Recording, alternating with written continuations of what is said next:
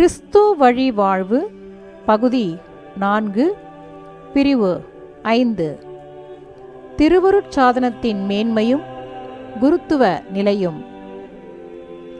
அன்பரின் குரல்.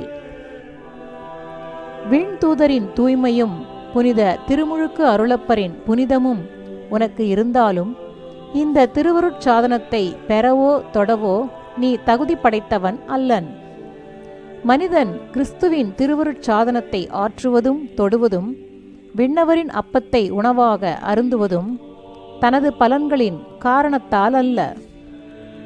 ஓ விந்தையான மறைப்பொருளே, குருக்களின் மதிப்புத்தான் என்னே?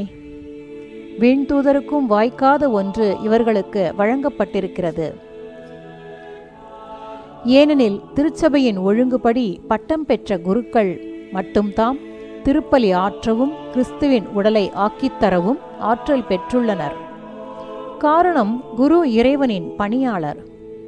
இறைவனின் ஆணையாலும் நிறுவனத்தாலும் இறைவனின் சொல்லை இவர் பயன்படுத்துகின்றார். இங்கு இறைவனே முதற் குருவாகவும் கருவியாகவும் மறைந்து செயலாற்றுபவராகவும் இருக்கின்றார். அவர் திருவுளம் கொண்ட அனைத்தும் அவருக்கு அமைந்திருக்கின்றன. அவர் ஆணையிட்ட அனைத்தும் அவருக்கு அமைந்திருக்கின்றன. அவர் ஆணையிட்ட அனைத்தும் அவருக்கு பணிந்தும் இருக்கின்றன.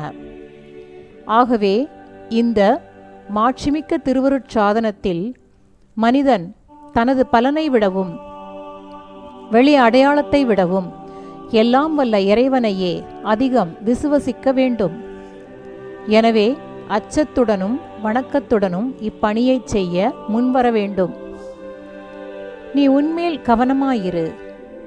மறை ஆயர் கரம் வைத்து உன்னிடம் ஒப்படைத்த பணி யாருடையது என்று எண்ணிப்பார்.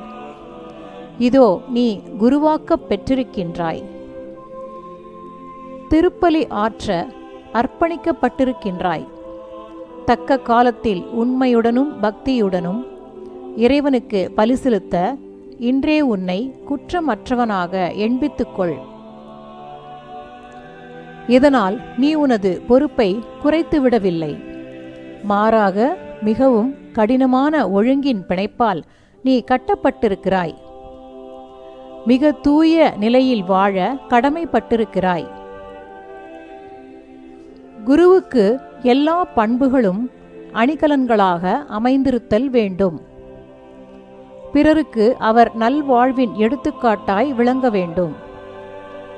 அவரது ஒழுக்கம் பொதுமக்களின் இழிவான வழிகளை ஒத்திருக்க கூடாது.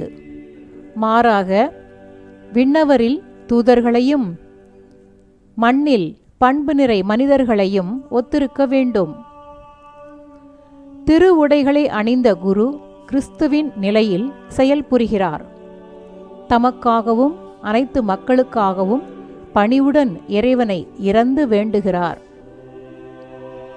கிறிஸ்துவின் துன்பங்களை என்றும் நினைத்து கொள்ளும்படியாக தமக்கு முன்னும் பின்னும் ஆண்டவரின் சிலுவை அடையாளத்தை கொண்டிருக்கிறார். கிறிஸ்துவின் அடிச்சுவடுகளை கருத்துடன் ஆராய்ந்து ஆர்வத்துடன் பின் செல்ல கற்கும் வண்ணம் தமக்கு முன்பக்கம் பூசை மேலாடையில் சிலுவையை தாங்கியிருக்கின்றார்.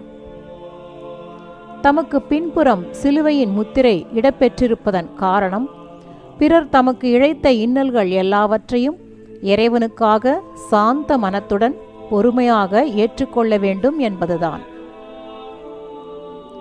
தம் சொந்த பாவங்களை எண்ணி அழுவதற்காக தமக்கு முன்னும் பிறருடைய பாவங்களை நினைத்து இறங்கி அழுவதற்காக பாவிக்கும் இறைவனுக்கும் இடையே நடுநிலையாளராக உருவாக்கப் பெற்றிருக்கிறார் என்பதை உணர தமக்கு பின்னும் சிலுவையை தாங்கியிருக்கின்றார்.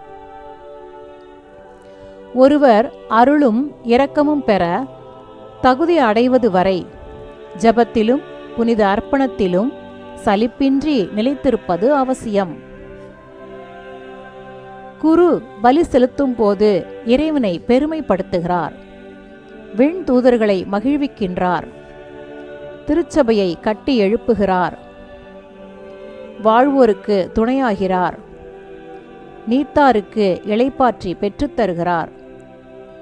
தம்மை எல்லா நன்மைகளுக்கும் பங்காளி ஆக்குகின்றார்.